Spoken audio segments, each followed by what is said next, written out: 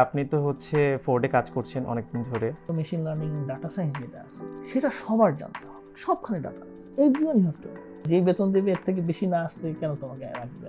এই জন্য ইন্ডাস্ট্রিতে কি চলতেছে, কোন কি স্কিলগুলো খুঁজতেছে আগে থেকে জানতে হবে। ওপেন সোর্স অনেক কিছু আছে, তুমি শিখবা, আর কিভাবে ডাটা অ্যানালাইসিস করতে হয় শিখবা। চ্যাটজিপিটি থেকে শুধুমাত্র অ্যাসাইনমেন্ট করার জন্য ব্যবহার না করে, এটা করা উচিত না, কারণ ওটা করলে তাদের মেন্টাল ডেভেলপমেন্ট হবে। একটা যেটা বললাম অটোমেশন বা এই টাইপের কাজ যাদের সাথে রিলেটেড তারা করবে, আর যারা ভার্চুয়াল সবার সাথে রিলেটেড সবাইকে সফটওয়্যার জানতে হবে।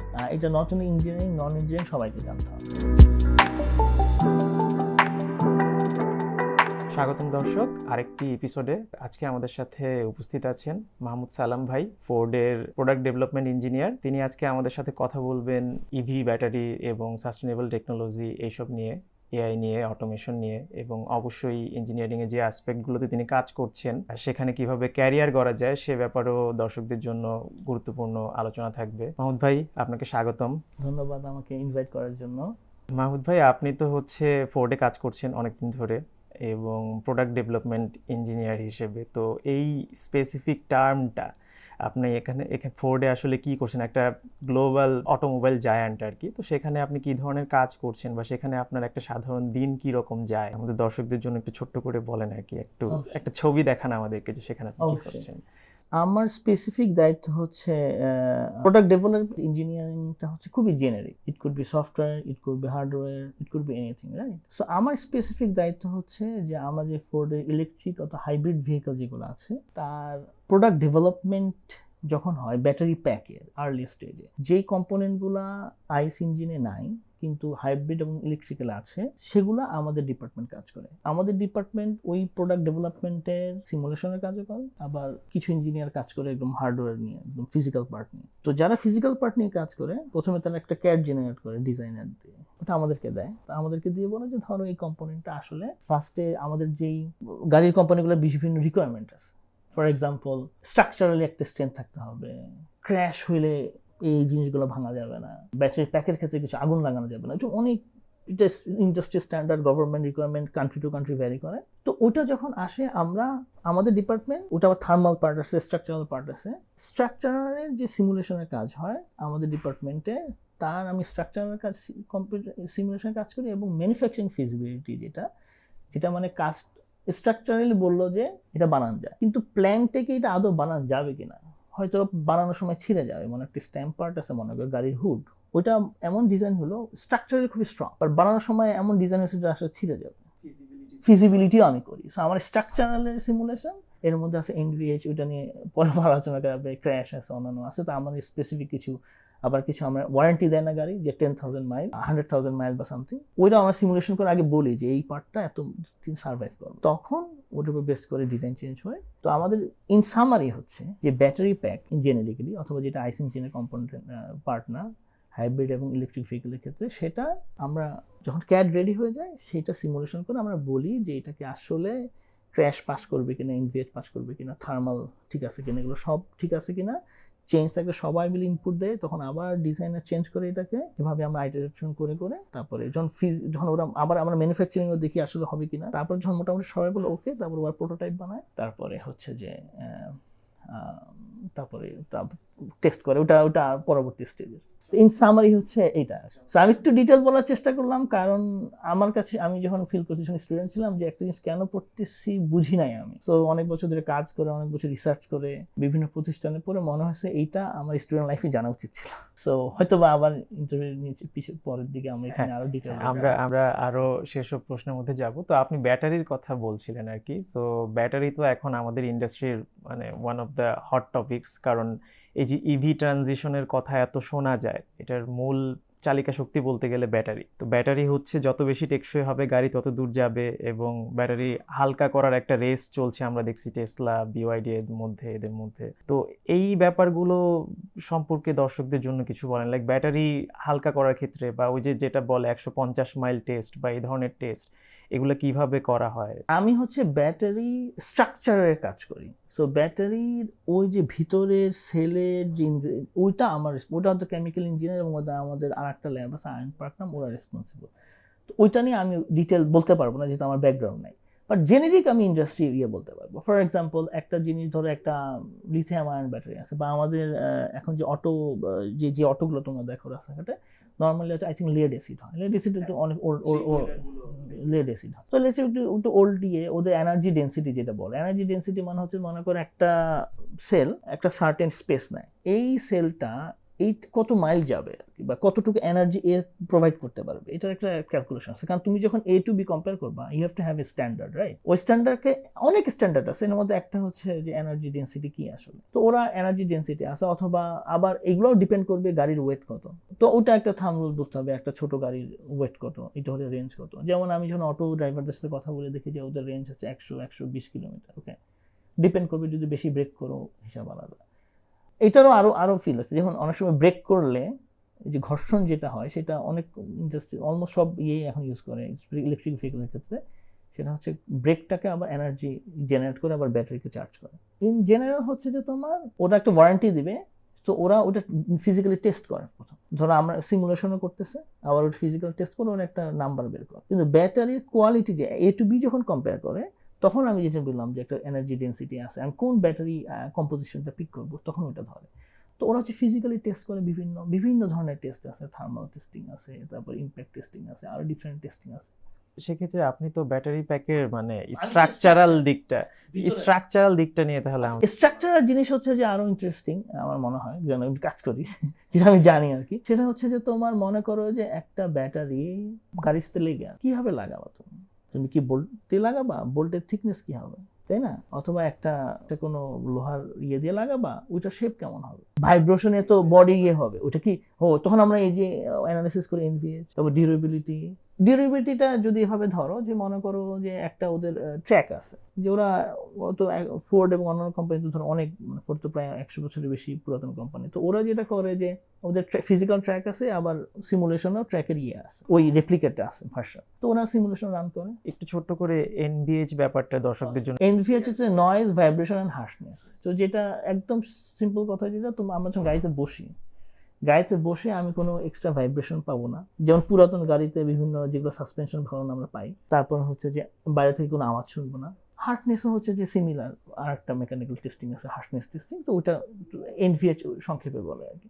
এখন এই জিনিসটা, তারপর ডিউরেবিলিটি হচ্ছে যেটা বললাম যে আমি যে ওয়ারেন্টি দিচ্ছি আমি 100,000 মাইল, এইটা কি আসলে যাবে কিনা, এই 100 মাইল পরে কোন কোন কম্পোনেন্টগুলো ভেঙে যেতে পারে, সমস্যা হতে পারে। যদি আমার ওয়ারেন্টির আগে ভেঙে যায় তাহলে তো কোম্পানি লস করবে। এই জন্য ওরা যেটা থেকে বেশি ওরা সিমুলেশন করে এবং বেশিতেই টেস্ট করে, ওভার করে, যাতে করে যে লিমিটটা বলে তার থেকে বেশি টেস্ট করার সময় থেকে অনেক বেশি করে যাতে করে ফ্যাক্টর অফ সেফটি ওরা ধরে, কারণ একটা চায় না। তারপরে তো রিকল হয়, সমস্যা হয়, এটা তো হয়, ওটা কম বেশি সব গাড়িতে হয়। তো ওইটা কতটুকু রিডিউস করা যায় আর কি, এটা চেষ্টা করা। তো ওইটা এবং এই জিনিসগুলো আর একটু আমি এক্সটেনশনে বলি, কারণ আমি এমনভাবে বলতে চাচ্ছি যাতে করে স্টুডেন্টের বেনিফিট হয় বা যারা এখানে আছে। ওই জিনিসটা আমার মনে হয় যেটা স্পেশালি আমি সিমুলেশন আসপেক্ট যেটা আর কি, যেটা এই জিনিসটা স্টুডেন্ট লাইফে শেখাটা সম্ভব। যেমন সফটওয়্যার অ্যাভেলেবল, মোস্টলি সফটওয়্যারগুলো স্টুডেন্টদের জন্য ফ্রি থাকে। যেমন আমি কালকে বুয়েটে যে কথা বললাম, স্যাররা বললেন যে হ্যাঁ, জানা চায় ওই খালি যে ইমেল অ্যাড্রেসটা এখন স্টুডেন্ট ইউজ করে, ওইটা রিকগনাইজ হতে হবে স্টুডেন্ট আইডি কিনা।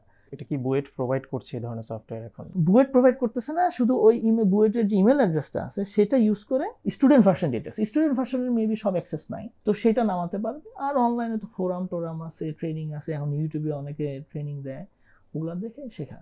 এবং আমি মনে করি নট অনলি ইঞ্জিনিয়ারিং, যেগুলো নন ইঞ্জিনিয়ারিংও আছে সেগুলা তো, যেমন একটা এক্সাম্পল দিতে পারি তোমার যে অ্যাকাউন্টিং অনেক সফটওয়্যার ইউজ হয়, এবং যারা অ্যাকাউন্টিং পড়তেছে তারা অনেক আর্লি স্টেজে সফটওয়্যারে শেখা শুরু করা উচিত। কারণ যদি না শেখে, it will be very difficult to survive in this world. আমি 10 বছর ধরে ইন্ডাস্ট্রিতে, 5 বছর একদম অনেক রিসার্চ করছি আমি, এবং আমি ফোর্ডে আলহামদুলিল্লাহ সব ধরনের অ্যাক্সেস আছে। আমার যদি কোম্পানিকে বলি যে আমার এটা লাগবে, এবং নর্মালি সবকিছু অ্যাভেলেবলই থাকে, কারণ এটা তো আমি না, শুধু আরো অনেকে রিকোয়েস্ট করতেছে, অলরেডি যা ফিডব্যাক পায় অলরেডি ওটা প্রোভাইড করে। ধরো কোনো কিছু নাই বাট কোম্পানির দরকার, ওরা টাকা দেবে, এটা যদি কোম্পানির উপকার হয় ডু দ্যাট। স্টিল আমি এত অ্যাক্সেস থাকার পর আমি স্ট্রাগলিং, মানে এত চেঞ্জ হচ্ছে কুইকলি। তো স্টুডেন্টদের উচিত এখনই ওগুলো অ্যাটলিস্ট জানা এবং নিজের ইন্টারেস্ট অনুযায়ী যার যে ইন্টারেস্ট ওগুলো শেখা। এটার জন্য কোনো, এবং যারা শিখছে, আমি বাংলাদেশে অনেকে শিখে, অনেক কঠিন কঠিন টপিক ওরা নিজে নিজে সফটওয়্যার শিখে করে। হবে স্টুডেন্টদের কাছে অবশ্যই আমরা যাব। আপনি মানে ফোর্ডে কাজ করছেন, অবশ্যই আমাদের যারা দেখছে তাদের মধ্যে অনেকে জানতে চাইবে যে আপনি ফোর্ডে কিভাবে গেছেন, সেই গল্পে যাব। তো তার আগে একটু মানে যেহেতু টেস্টিং এর কথা বলছিলেন আর কি, টেস্টিং সম্পর্কে একটু জানতে চাই। মানে এরকম কোনো ঘটনা কি আপনি আমাদের সাথে শেয়ার করবেন যখন যে আপনারা লাইক স্ট্রাকচারালি যে প্রোটোটাইপিং যে করলেন, সবকিছু করেছেন ঠিকঠাক মতো, কিন্তু শেষে গিয়ে ফেল করেছে কোনো কারণে, কোনো অদ্ভুত একটা কারণে ফেল করেছে, এরকম কোনো ঘটনা কি মানে আপনার প্রফেশনাল লাইফে আছে যেটা শেয়ার করবেন? একটা হচ্ছে টেস্টিং আমরা করি না, বাট টেস্টিং রেজাল্ট আমরা দেখি। কারণ হচ্ছে যে আমাদের যে সিমুলেশন টিম, আমাদের টেস্টিং টিম টেস্টিং করে দেখা গেছে যে আমরা সিমুলেশনে অনেক সময় হয় এরকম যে আমরা বলতেছি করা যাবে না, সাপ্লায়ার ভেরি কনফিডেন্ট করা যাবে, তারপরে হয়তো বা একটা ব্যাটারি স্ট্রাকচারটা যেখানে লাগানো আছে আমরা হয়তো বলতেছিলাম যে, অথবা আমরা হয়তো বুঝি না, এরকম হয়েছে। সাপ্লায়ার কি Supplier আপনাদেরকে কাইন্ড অফ প্রেসারে রাখে সব সময় এইসব তাড়াতাড়ি ফাস্টার করার জন্য? ডেফিনেটলি যে ওইএম আছে, এটা এই চেইনটা একটু বললে মনে হয় দর্শকদের সুবিধা হবে। আমাদের ওইএম বলে হচ্ছে যারা original equipment manufacturer. For example,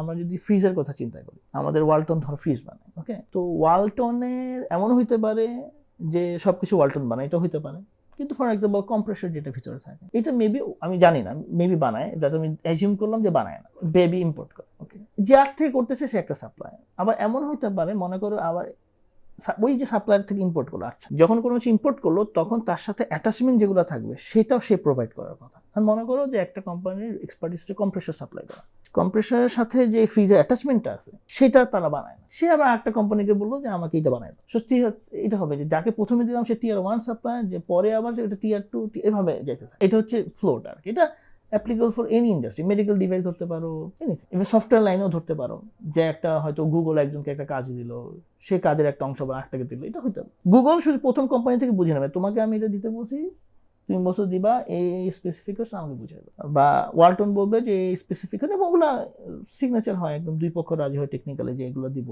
quality এরকম হবে। তো এই ফ্লোটা মানে হচ্ছে যে এভাবে কাজ করে আর কি, যে ওইএম টিয়ার 1 টিয়ার 2 সাপ্লায়ার্স, এভাবে আর কি আমরা।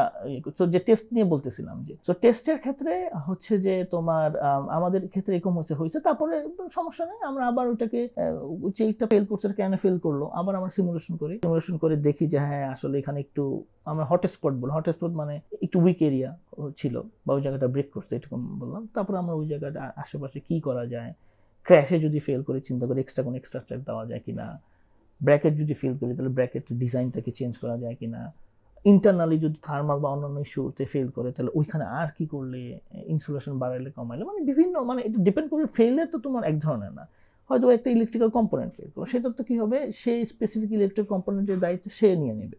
যদি অন্যান্য ডিপার্টমেন্ট এটার দায়িত্ব না থাকে, মানে ইনভলভ না হয়, তাহলে সে এটা নিয়ে, এটা আমরা বিভিন্ন আছে, 6 সিগমা এন্ড আদার্স, একটা রুট কজ অ্যানালিসিসের জন্য বিভিন্ন মেথড আছে, ওগুলো দিয়ে ওরা ফলো করে ওরকম টিম আছে, ওরা ফলো করে ফিগার আউট করতে রুট কজটা কি, তারপরে যখন রুট কজ পায় তখন টিমের কাছে যেটা সলভ। তো এটা সব কোম্পানি এভাবে করে। বাংলাদেশের কোম্পানি না, আমার খুব ভালো ধারণা নাই, বাট যেহেতু আমি এখানে জব করি না, কিন্তু ইন্টারন্যাশনালি ফোর্ড, আমরা মোটামুটি সব ওয়ার্ল্ডের ফোর্ডে তোমার 30-32টা দেশে মনে হয় ওদের আছে, বা আরও বেশি, আমি এক্সাক্ট নাম্বারটা জানি না। বাট আমি নিজেই তোমার India, China, turkey, Mexico, Brazil, তারপর হচ্ছে স্পেন, জার্মানি, ইতালি, মানে অনেক দেশের সাথে আমাদের বিভিন্ন সময় বিভিন্ন পদে, ইউকে, এদের সাথে আমাদের যেখানে অফিস আছে, তো সাউথ আফ্রিকাতে আছে। বাট যখনই ধরো একটা প্রজেক্টে মনে করো, ধরো অস্ট্রেলিয়া হয়তো মনে করো একটা এক্সাম্পল দিই, অস্ট্রেলিয়াতে পপুলার হচ্ছে একটা ফোর্ডের পিক আপ ট্রাক আছে, রেঞ্জার, ওটা পপুলার। তো ওরা চায় ওটা প্রোডাক্ট ডেভেলপমেন্ট করতে, মনে করো যে ওইটা ওদের প্রাইমারি প্রোডাক্ট, কিন্তু যেহেতু ওদের ফুল টিম নেই, তখন ওইটার কাজ R&D বা প্রোডাক্ট ডেভেলপমেন্টের কাজটা, সিমুলেশন বা আদার কাজটা আমরা করি। ওরা শুধু ডিটারমাইন করে যে কি করবে, যেই জায়গার প্রোডাক্ট বেশি ইম্পর্টেন্ট তারা যদি ডেভেলপ করে, মানে মেইন দায়িত্ব থাকে, আমরা শুধু ব্যাকগ্রাউন্ড সাপোর্ট দিয়ে বলবো যে ওইটা সিমুলেশন করে, টেস্টিং করে, ওদের যে রিকোয়ারমেন্ট ওটা ফুলফিল করে দিব, ওরা ওইটাকে পরে বানায়। এখানেও বানানো হতে পারে, এটা ডিপেন্ড করে এটা কি প্রোডাক্ট, এটা কোন দেশের রুল, ট্যাক্সের নিয়ম কি, এগুলোর উপর ডিপেন্ড করে ওরা ডিসিশন নেয়। তো এখন যেমন টেরিফের জন্য ওরা চেষ্টা করতেছে যেখানে টেরিফ কম ওখানে বানানোর, না এটা চেঞ্জ হয় আর এখানে হচ্ছে আহমদ ভাই, আপনি হচ্ছে সিমুলেশনের কথাটা কয়েকবার বলছেন আর কি। তো সিমুলেশন নিয়ে আমাদের মানে একটা ভাবনা ছিল যে ধরেন ইঞ্জিনিয়ারিং বা হচ্ছে ইনোভেশনের শুরু থেকে কি হতো, বিল্ড টেস্ট রিপিট, এই লুপ দিয়ে চলতো। তো যেটা হয়েছে এই যুগে এসে আমরা দেখতেছি যে একটা কাইন্ড অফ রেভলিউশন হয়ে গেছে। বিল্ড টেস্ট লুপের পিরিয়ডটা অনেক শর্ট হয়ে আসছে বিকজ সিমুলেশন হচ্ছে, সিমুলেশন টেকনোলজির মাধ্যমে ওইটা করা যাচ্ছে। মানে প্রোটোটাইপ হচ্ছে একেবারে কষ্ট করে বানায়, তারপরে সেটা ভুল হয়ে গেছে, এরপর আবার বানাইতে হবে, ওই জায়গা থেকে মানুষজন এখন বের হয়ে আসছে। তো আপনাদের কার ইন্ডাস্ট্রিতে, ইভি ইন্ডাস্ট্রিতে বা স্পেশালি আরও যদি স্পেসিফিক করে বলি, আপনারা তো আপনি তো ব্যাটারি নিয়ে কাজ করেন, ব্যাটারি প্যাক নিয়ে কাজ করেন, এইটার মধ্যে মানে সিমুলেশনের প্রভাবটা কীরকম আছে, আপনারা কি করে থাকেন আর কি? ওইটা হিউজ প্রভাব, যেটা আমি জানি না আগে কিভাবে মানে সিমুলেশন না করে কিভাবে সম্ভব হইতো, এটা আমি স্ট্রাগল করি। কারণ আমি যখন থেকে চাকরি শুরু করি তখন থেকে সিমুলেশন করছি, বা জানতাম যে ওই ক্যাপাবিলিটি আছে, বা আমার স্টুডেন্ট লাইফে ওগুলো করছি। আমার মনে হয় যে যেটা আমি যদি বলি যে আগে কিভাবে হইতো কিছুটা আমি হচ্ছে কয়েকদিন আগে হচ্ছে একটা এক্সপোতে গেছিলাম, বাংলাদেশের প্রথম আই থিঙ্ক ওইটা হয়েছে, সেটা হচ্ছে automotive and agricultural machineries expo. তো আমি ওখানে, আমাকে বুথ থেকে বললো যে দেখো মাহমুদ তুমি যেতে পারো কিনা দেখো, ওখানে ফার্স্ট টাইম হচ্ছে বিভিন্ন ইন্ডাস্ট্রি আসবে। ওখানে দেখলাম ওরা অনেক কিছু ইম্পোর্ট করতেছে, অনেক কিছু নিজেরা বানাচ্ছে। সো তুমি ডিজাইন দেখে বুঝবা যে এটা আসলে ওদের R&D-তে কত ইনভেস্টমেন্ট বা প্রোডাক্ট ডেভেলপমেন্ট কি। তো বোঝা যায় যে ওরা সিমুলেশন করে না, কারণ সিমুলেশন যদি করবো প্রোডাক্ট দেখতে অনেক সুন্দর হবে। একটা এক্সাম্পল আমি বলতে পারি এটা নিয়ে, খুব ইন্টারেস্টিং। আমি যখন প্রথম আমেরিকা যাই 10-এর দিকে, তখন আমি হুন্দাইয়ের যে গাড়িগুলো দেখতাম অত ভালো লাগতো না, কিন্তু উইদিন 5-7 ইয়ার্স ওরা এমন এমন গাড়ি, এত সুন্দর লুকিং, মানে ইমপ্রেসিভ। এখন মানে আগে যারা হুন্দাই কিয়া এদেরকে কম্পিটিটর মনে করতো না, এখন তারা স্ট্রাগল করতেছে তাদের সাথে ফাইট দিতে।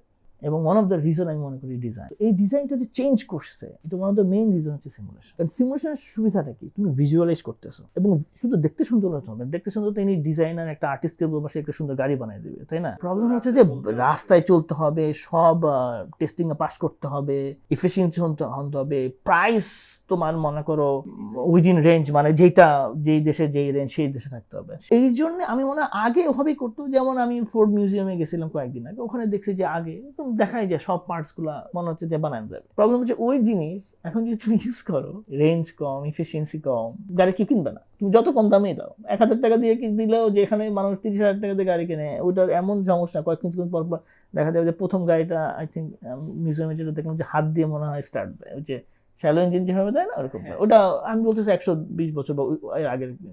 ওটা অনেক সিম্পল ডিজাইন, ঠিক আছে? তখন সিমুলেশন ছাড়াই করছেন, I am pretty much sure. যারা অটোমোটিভ নিয়ে আইডিয়া আছে ওই এক্সপার্টরা বসে ক্যাড করছে, ফিজিক্যালি করছে, মানে 2D কাগজে ডিজাইন করছে। কাগজে ডিজাইন আমরাও শিখছি এতে। তারপরে হচ্ছে যে যখন 3D আসছে ওরা 3D-তে করছে, এভাবে ইভলভ হয়েছে। তারপর সিমুলেশন যখন আসছে সিমুলেশনে করছে। আচ্ছা, এটার সাথে একটা কমপ্লিমেন্টারি কোশ্চেন করি ভাই। এই যে কাগজে ডিজাইন থেকে তো এরপরে করতো আগে, এখন তো সিমুলেশনে চলে আসছে। সিমুলেশনে আসার পরেও কি মানে এই ডেভেলপমেন্টের ক্ষেত্রে আগে ডিজাইনটা করে তারপরে ওইখানে বিভিন্ন ধরনের এলিমেন্টস বসায়, নাকি হচ্ছে আমি মাথায় চিন্তা রাখি যে আমি এই ধরনের একটা গাড়ি বানাবো, ওই ধরন অনুযায়ী আমি ডিজাইনটা করি, মানে কোন প্রসেসটা আগে হয়? সবার আগে আসলে যে আর্টিস্ট আমি বলবো, কারণ ডিজাইনার বলে আমি মিন করে যে হচ্ছে ক্যাড বানাচ্ছে, যে স্কেচ করতেছে আমি তাকে বললাম ডিজাইনার বলে কনফিউজিং হবে, এই জন্য বললাম মনে করি ইজ এ আর্টিস্ট। ওকে বললাম আমি এরকম শেপের একটা গাড়ি বানাবো, ওদের নিশ্চয়ই রেফারেন্স থাকে, আমি ওইটাতে ইনভলভ না, আমি এক্সাক্ট বলতে পারবো না। রেফারেন্স থাকে যে এটা এরকম লুকিং হবে, এই কটা সিট থাকবে, বাইরের শেপ একটা সিলোয়েট বলে আর কি, শেপটা যে তুমি 2D-তে যখন দেখবে গাড়িটা যে শেপটা থাকবে ওইটা মনে করে এরকম দেখতে হবে, ডাইমেনশন এরকম একটা আর্টিস্টকে বলে দেয় যে আসপেক্ট রেশিও এরকম হবে। তারপর সে একটা ডিজাইন করে, তারপর ডিজাইনটা স্কেচ করে, ওটাকে অ্যাপ্রুভ হয়। তারপরে হচ্ছে যে ক্যাড ডিজাইনাররা ওরা এসে, এখন আমাদের তো লিগেসি আছে যে একটা গাড়িতে কি কি লাগে, ওই প্রত্যেকটা জিনিস ওই ডিজাইনের সাথে ফিট করে ওরা বানায়। হুডটার ডিজাইন কিরকম হবে, সবকিছু কিভাবে, তো সব। ইভেন তুমি ফ্রিজের ক্ষেত্রে আছে, মনে করো প্রথমে ধরলাম খুব গুড লুকিং একটা ধরো ফ্রিজ বানাবো, ওটা আগে একজন মনে করো একটা, আমি মেকানিক্যাল ইঞ্জিনিয়ার মেবি ডিজাইন করতে পারবো, কিন্তু একটা আর্টিস্ট একটা ফ্রিজকে এত সুন্দর করে, আমি যদি ওকে কিছু রেফারেন্স দিয়ে দেবো, এত সুন্দর করে দেবে যে দ্যাটস ওয়াই দেয়ার আর্ট। অথবা এখন এআই কে দিয়ে হয়তো করা যেতে পারে, বাট এনিওয়ে। সো এটা করে যখন ডিজাইনার করলো তখন আবার হাজার হাজার পার্ট থাকে, মনে করো 5টা পার্টের দায়িত্ব একজন আছে, তাকে বলো তুমি 5টা পার্ট প্রোডাক্ট ডেভেলপমেন্ট করো, তো সে এটা নিবে, সেই he is the contact person for designer, CAD ডিজাইনের সাথে যোগাযোগ করবে, আমাদের সাথে যোগাযোগ করবে, সিমুলেশন যারা করে, যারা প্রোটোটাইপ বানাই দিবে মেবি সাপ্লায়ারের সাথে যোগাযোগ করবে, আবার অনেক সময় ইনহাউস প্রোটোটাইপ বানায় তো যারা বানায় তাদের সাথেও যোগাযোগ করবে।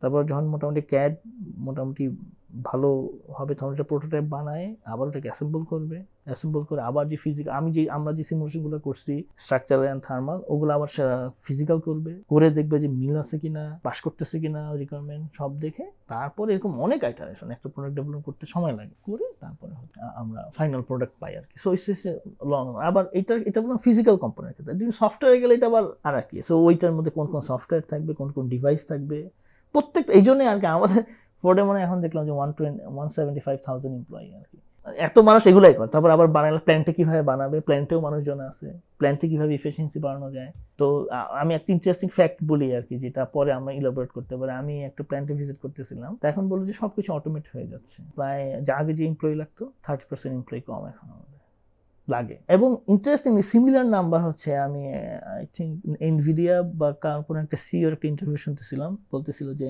ওদেরও যে এখন কোডের অ্যারাউন্ড 30% হচ্ছে এআই করে। তো তার মানে আমাদেরকে স্পেশালি যারা ফ্রেশ গ্র্যাজুয়েট ওদেরকে আগে থেকেই প্রিপেয়ার হতে হবে। ওইটা নিয়ে আমরা হয়তো পরের দিকে একটু বিশদ আলোচনা করতে পারি যে কিভাবে ইউটিলাইজ করা যায় অটোমেশনে এবং এআইতে কিভাবে করা যায়। তো ইন সামারি হচ্ছে যে তোমার আমি যেটা বলতেছিলাম যে একটা প্রোডাক্ট সাইকেলটা এইটা আমাদের অ্যাজ এ ইঞ্জিনিয়ার জানা উচিত, এবং অ্যাজ এ ইভেন শুধু তাই না, একটা ফোর্ডের তো গাড়ি বিক্রি করতে হবে, তার মার্কেটিংয়ের লোক লাগবে, টাকা পয়সা হিসাব করতে হবে, ফাইন্যান্সের লোক লাগবে, সব কিছুর লোক লাগে, বিভিন্ন জিনিসের লাগে, বিভিন্ন তাদের জব রেসপন্সিবিলিটি থাকে। তো এই জন্য আমরা স্টুডেন্ট লাইফে যদি এগুলো বুঝতে পারি যে আচ্ছা আমি এটা করলাম, তাহলে আমি ফাইন্যান্সে পড়তেছি, তাহলে একটা কোম্পানির ফাইন্যান্স কীভাবে ইম্প্রুভ করা যায়, বা ফাইন্যান্সের ক্ষেত্রে একটা এনজিও যেভাবে ডিল হবে, একটা ব্যাংকিং যেভাবে হবে, মেবি একটা কোম্পানি হবে, একটা সফটওয়্যার কোম্পানি আরেকটা হবে, ওরা যদি আগে থেকেই এই জিনিসগুলা নিয়ে নিজেরাই ডিসকাস করলো, তাহলে ওরা আরো ক্রিয়েটিভ সলিউশন বের করতে পারবে, যেটা আমি হয়তো বা আমার মাথায় আসবে। যেমন আমি দেখছি অনেক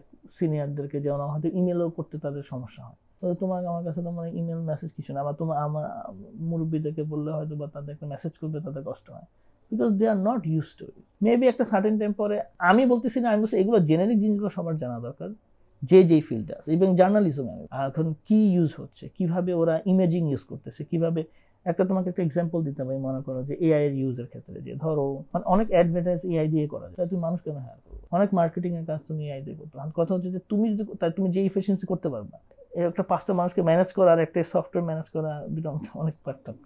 তো তার মানে কি, যে ওই লাইনে আছে তার এটা জানতে হবে, শিখতে হবে, ইউজটা জানতে হবে। এটা প্রত্যেকটা ফিল্ড, এটা not only engineering, non engineering, any field you can think of. Health care ধরতে পারো তুমি, হিউজ এরিয়া। এমনিতে বড় বড় ইন্ডাস্ট্রিগুলোতে তো অনেক R&D হয়, রিসার্চ অ্যান্ড ডেভেলপমেন্ট হয়। তো এই রিসার্চ অ্যান্ড ডেভেলপমেন্টের ক্ষেত্রে রিসার্চ টিমের স্বাধীনতা কতটুকু থাকে আর কি? এটা কি মার্কেট বলে দেয় যে আমাদের এই ধরনের রিসার্চ লাগবে, নাকি হচ্ছে মানে রিসার্চ টিম নিজেরা একটা রিসার্চ করে একটা ভালো প্রোডাক্ট আসলো and they have the freedom to implement that, এরকম এই ব্যাপারটা নিয়ে কিছু মানে একটু শর্টলি যদি। শিওর অবশ্যই। ইউনিভার্সিটি রিসার্চ এক ধরনের, ইন্ডাস্ট্রি রিসার্চ এক ধরনের, বাট আমি ফোকাস করতে যখন ইন্ডাস্ট্রি রিসার্চ যারা করে তাদেরকে ডেফিনেটলি মার্কেট ডিকটেট করে বা তারাও ফিগার আউট করে। আমি একটা এক্সাম্পল দিতে পারি, একটা ফ্রিজের যদি কম্প্রেসর ডিজাইন হয়, so compressor one of the main component, এটার মাধ্যমে ফ্রিজের ইফিসিয়েন্সি বাড়ে কমে। একটা কোম্পানি ফ্রিজ বানায়, তারা চেষ্টা করবে যে 10 বছর পরে বা 20 বছর পরে আমাদের কম্প্রেসরটা দ্য বেস্ট হবে, এরকম আরো মেজর যে কম্পোনেন্টগুলো আছে। ইভির ক্ষেত্রে মেবি ব্যাটারি সেলগুলো, ওটার যদি রেঞ্জ বেশি হয় বা আদার্স চার্জিং ভালো হয়, ব্লা ব্লা যেসব রিকোয়ারমেন্ট আছে ওগুলো R&D কাজ করে। এবং ওরা কাইন্ড অফ তুমি বলতে মার্কেট ডিমান্ড হতে পারে, কিন্তু মার্কেট ডিমান্ডটা তোমাকে মার্কেট বলবে না তোমাকে, you have to figure out. একটা আমি এক্সাম্পল বলতে পারি যে কোডাক অনেক ভালো একটা কোম্পানি ছিল, এবং ওরা ডিজিটাল ইমেজিংও ওরা ইনভেস্ট করছে, কিন্তু ইট ওয়াজ নট এনাফ। যখন ক্যানন অ্যান্ড আদার কোম্পানিগুলো প্রোডাক্ট কিনে মার্কেট দখল করে ফেলছে, এবার স্মার্টফোনের কথা বলতে পারো, নোকিয়া আমি ইউজ করছি অনেক, নোকিয়া ভেরি গুড ফোন, 1 সপ্তাহ চার্জ থাকতো আমার, কিন্তু ওরা স্মার্টফোন অ্যাডাপ্ট করতে দেরি করে ফেলছে, তো মার্কেট ধরে ফেলছে অন্যরা। সো এই জন্যই ওই মিস আউটটাকে হইলে ওই কোম্পানি অবসোলেট হয়ে যাবে আসলে। এই জন্য R&D বড় কোম্পানি এটা সবসময় ইনভেস্ট করে R&Dতে, হয়তো ছোট বড় করতে পারে অনুযায়ী, টাকা পয়সার অনুযায়ী, কিন্তু ওরা সবসময় রাখে যে আমরা বিহাইন্ড না থাকবো না আর কি। এই জন্য ওরা সব বেরিয়েছে, ফিল্ড তো অনেক আছে। আর প্রোডাক্ট ডেভেলপমেন্ট যেটা করে, এটা ইমিডিয়েট প্রোডাক্ট, যেটা আমি অলরেডি ডিসকাস করছি, যে ইমিডিয়েট প্রোডাক্ট, মনে করো যে গাড়ির ক্ষেত্রে 4 বছরের পরে যে প্রোডাক্ট আসবে ওটা যাতে বেস্ট প্রোডাক্ট হয়। R&Dটাতে আজ থেকে প্রায় 10 বছর, 20 বছর, 50 বছরও যাতে আমাদের স্টিল আমরা রিলেভেন্ট থাকে মার্কেটে এবং বেস্ট প্রোডাক্ট থাকে। ইন সামারি হচ্ছে এরকম ডিফারেন্স আর কি দুইটার মধ্যে। ফোর্ডের মতো একটা গ্লোবাল অটোমোবাইল জায়ান্টে কাজ করার জন্য মানে আপনি নিজেকে মানে কিভাবে গড়ে তুলছেন, বা মেবি হচ্ছে আপনি ফোর্ডেই কাজ করবেন ওইটা হয়তো কখনো ভাবেন নাই, বাট আপনি এখন কি মনে করেন যে ইউনিভার্সিটিতে থাকতে এই স্কিলটা করার জন্য আজকে আমি এই পজিশনে চলে আসছি, বা আমার ক্যারিয়ারে এই ধরনের রিসার্চের জন্য বা এই পথটা বেছে নেওয়ার জন্য আমি আজকে এরকম কাজ করতে পারতেছি, এই স্টোরিটা আমাদেরকে বলেন। আমি ডেফিনেটলি আল্লাহর ব্লেসিং ছিল, এটা একটা মানুষের দোয়া ছিল, এটা এই জন্য বলবো কারণ হচ্ছে যে আমি সবকিছু স্টুডেন্ট লাইফে শিখি নাই, কিন্তু আমি মনে করি শেখা উচিত ছিল।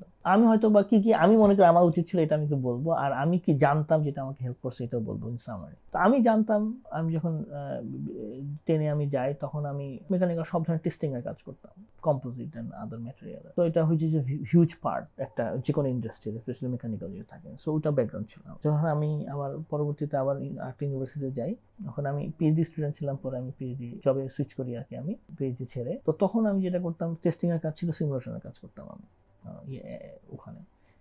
আমি হায়ার হই হচ্ছে সিমুলেশনের কাছে। সো ফ্লোটা হচ্ছে আমি টেস্টিং করছি, টেস্টিং এ সিমুলেশন করছি, সিমুলেশন হায়ার হয়েছে। এখন এটার জন্য অনেক কিছু আমি জানতাম না হয়তো না, কিন্তু সেটা আবার অনেক কিছু জানতাম, লাইক যে স্ট্রাকচার যে সফটওয়্যারগুলো আছে ওগুলো আমি শিখছিলাম স্টুডেন্ট লাইফে। তারপর ম্যাটল্যাব জানতাম, তারপরে হচ্ছে যে ক্যাডের কাজগুলো আমাদের যে ইউনিভার্সিটিতে করা হয়েছিল ওগুলো জানতাম। তো ডিপেন্ডিং অন কে কি লাইনে যাইতে চাই, automotive always my passion, but চিন্তা করি না যে করব। তো যখন চাকরি খুঁজতেছিলাম যে এখন কই যাবো, ডেট্রয়েটে যাই, কারণ ডেট্রয়েটে সবচেয়ে বেশি অটোমোটিভ কোম্পানি। আসলাম, এখন কি চাকরি পাইতে হবে, চাকরির জন্য কি কি করা লাগবে, কি আছে, কিভাবে প্রেজেন্ট করতে হবে, এটা একটা ইম্পর্টেন্ট জিনিস। কিভাবে আমার কাজটাকে প্রেজেন্ট করা, এটা একটা important.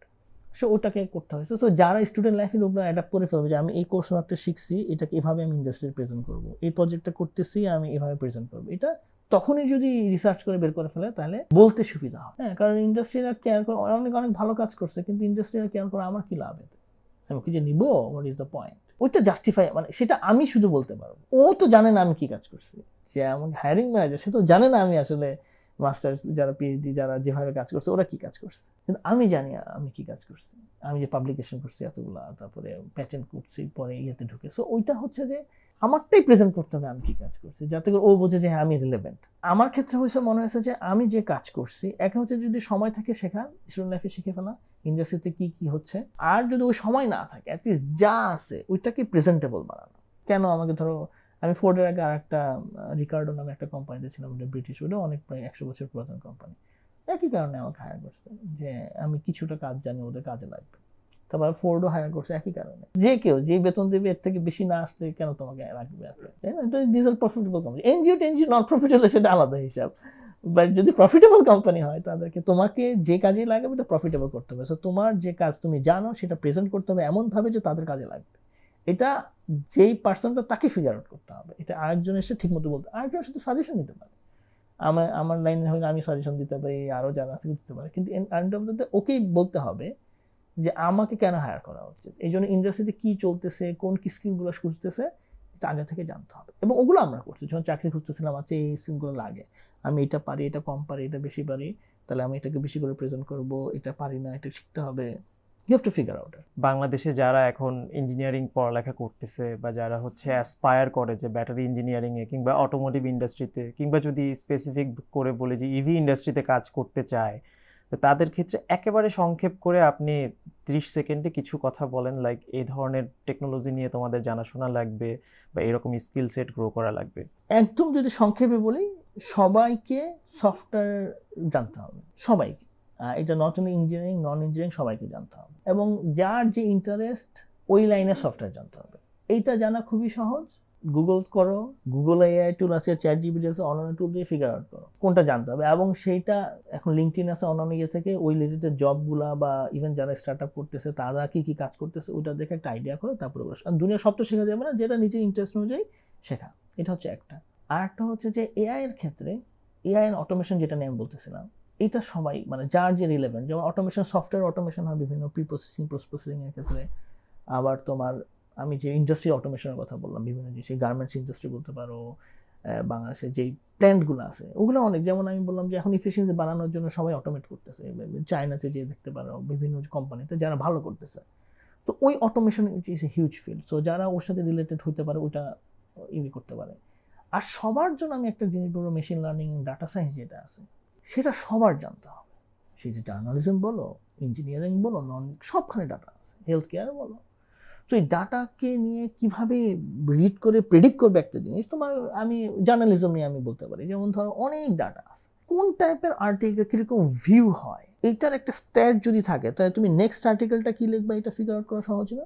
So then you have to know it. সেটা আমি পারবো না, আমি ইঞ্জিনিয়ারিং কোনো আর্টিকেল হলে ওটা বুঝতে পারি, কিন্তু ইন জেনারেল জার্নালিজমের কিছু আমি বুঝবো না। সো তার মানে তাকেও জানতে হবে, everyone you have to know it. আর একটা জিনিস আমি মনে করি বাংলাদেশের জন্য যেই সব জিনিসগুলোর ফিজিক্যাল না, ভার্চুয়াল, আমি বলি তো ভার্চুয়াল প্রোডাক্ট ডেভেলপমেন্ট বলতে পারো, ভার্চুয়াল অ্যানালাইসিস বলতে পারো, সেগুলো বাংলাদেশে ইমফেসিস করা উচিত। ওয়াই? একটা ইনফ্রাস্ট্রাকচার, যে কোনো জিনিস তুমি মনে করো একটা মিডিয়া হাউস বানাবা, ইনভেস্টমেন্ট আছে, বাট তুমি একজন যদি অ্যানালাইসিস শেখে, এটার জন্য ল্যাপটপ লাগবে, ওপেন সোর্স অনেক কিছু আছে, তুমি শিখবা, আর কিভাবে ডাটা অ্যানালাইসিস করতে হয় শিখবা। তো ওই জিনিসগুলা প্রত্যেককে জানা উচিত। ওয়াই?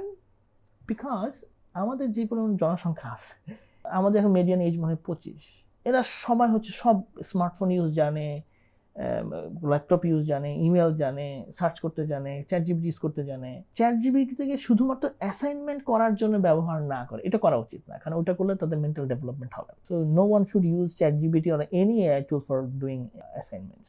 বাট তুমি যদি একটা আর্টিকেল লিখছো, এটাকে একটু রিফাইন করতে চাও, ডেফিনেটলি তোমার এটা দিয়ে বেটার বানাও, ওইটা ইউজ করতে পারো, বা তোমার অ্যাসাইনমেন্টটাকে লিখে তারপর ওইটাকে বেটার বানাতে পারো, বাট স্ক্র্যাচ থেকে নেওয়া উচিত না। তো ওই জিনিসগুলা একটা যেটা বললাম অটোমেশন বা এই টাইপের কাজ যাদের সাথে রিলেটেড তারা করবে, আর যারা ভার্চুয়াল সবার সাথে রিলেটেড। তুমি যদি হেলথ কেয়ার ইন্ডাস্ট্রির হও, তুমি যদি বায়োলজিক্যাল ব্যাকগ্রাউন্ডের, তুমি যেই ব্যাকগ্রাউন্ডের হও, এটা related, everyone should adapt. Even আমি আরো স্ট্রংলি বলবো, আমি যদি ওই জিনিসগুলো অ্যাডাপ্ট না করি, মেবি আমি 5-10 ইয়ার্স পরে maybe I could be obsolete. Imagine যে এখন একটা মানুষ এক্সেল বা ইমেল অথবা ইউজ করতে জানে না, তাকে একটা কোম্পানি কেন হায়ার করবে? মেবি ওই টাইপের এআই টুল এন্ড ওই জিনিসগুলো আজ থেকে 5 বছর, 10 বছর, 20 বছর পরে ওই অবস্থা হবে। আমি যদি এখনই অ্যাডাপ্ট না করি, অবসোলেট, ইন্ডাস্ট্রিতে ভ্যালু থাকবে না। ইভেন অনেকে এখন এন্টারপ্রেনারশিপ নিয়ে বলে, definitely go for it, but এন্টারপ্রেনারশিপটা আরো হার্ড ওয়ার্ক করে, ওরা আরো অ্যাডভান্স করে, কারণ না তুমি মার্কেট হতে পারবে না। সো যেমন এখন একটা বাজ ধরে যাচ্ছে যে এন্টারপ্রেনারশিপ, উদ্যোক্তা হওয়া, অবশ্যই অ্যাবসলিউটলি, বাট উদ্যোক্তা হইতে হলে তোমাকে আরো অ্যাডভান্স হতে হবে। এবং আমরা ক্যাপাবল, আমি 15 বছর ধরে বাইরে আছি, আমি দেখছি যে উই আর রিয়েলি ক্যাপাবল। আমাদের শুধু একটা জিনিস আমি বলবো যে নেটওয়ার্কিংটা আরেকটু স্ট্রং করা দরকার। আমাদের যারা বিভিন্ন দেশে বিদেশে ভালো ভালো প্রতিষ্ঠানে, ভালো ভালো অর্গানাইজেশনে চাকরি করতেছে বা নিজস্ব অর্গানাইজেশন, ওদের সাথে কানেক্ট করে ওদের থেকে কিভাবে আমরা গাইডেন্স নিতে পারি, বা ওদের থেকে কিভাবে মেবি দরকার হলে ফান্ডিং জোগাড় করতে পারি, যেভাবে কোলাবোরেশন করা দরকার করে একসাথে কাজ করা। আর স্টুডেন্টদের ক্ষেত্রে আমি বলবো যে রিচ আউট, এখন লিঙ্কডইন আছে, ইনডিড আছে, নিজেরা রিচ আউট করে ওদের সাথে কানেক্ট হওয়া। সো দেন এগুলো যদি করে, আমার মনে করো জব করা, বা আরেকটা জিনিস আমি অ্যাড করবো যে কোনো কনফারেন্স বা এই টাইপের যদি থাকে, এখানে ইন্ডাস্ট্রির আছে, ওদের স্টুডেন্টদের যাওয়া উচিত, just to get an idea what's going on. চমৎকার, অনেক ধন্যবাদ মাহমুদ ভাই। আমরা ইন্ডাস্ট্রি সম্পর্কে টেকনিক্যাল আলোচনা শুনলাম এবং ক্যারিয়ার সম্পর্কেও আলোচনা শুনলাম। আমরা আশা করি সামনে আবারও কখনো আমাদের স্টুডিওতে আসবেন এবং ইভি ইন্ডাস্ট্রি সম্পর্কে, যেগুলো আজকে আমরা শুনিনি, লাইক ইভি ইন্ডাস্ট্রি যেসব চ্যালেঞ্জ, ব্যাটারি প্যাকের যেসব চ্যালেঞ্জ নিয়ে তো আজকে আমাদের আলোচনা কম হচ্ছে, সেগুলো নিয়ে আমরা কখনো আবার আলোচনা করব অবশ্যই। Thank you again, and thank you audience আমাদের সাথে এতক্ষণ থাকার জন্য। হোপফুলি আমাদের নেক্সট এপিসোডে আপনাদের সাথে আবার দেখা হবে। Thank you so much, thank you সবাইকে। আসসালামু আলাইকুম।